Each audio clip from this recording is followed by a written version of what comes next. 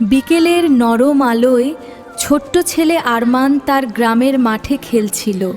হঠাৎ আকাশে বৃষ্টি থেমে একটা সুন্দর রংধনু উঠল।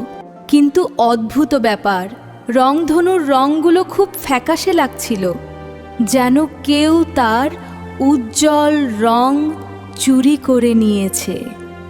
আরমান ভাবল, রংধনু যদি হাসতে না পারে তাহলে আকাশও তো মন খারাপ করবে। সে সিদ্ধান্ত নিল রঙগুলো খুঁজে বের করবে।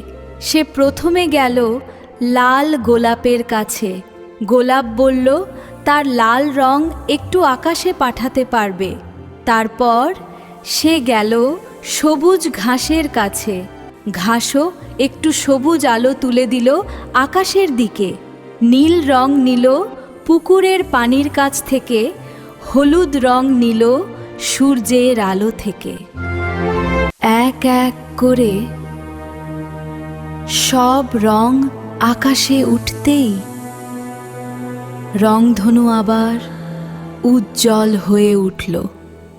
হঠাৎ একটা মৃদু বাতাস বয়ে গেল। মনে হলো রংধনু যেন হাসছে। আরমান আকাশের দিকে তাকিয়ে মুচকি হাসল।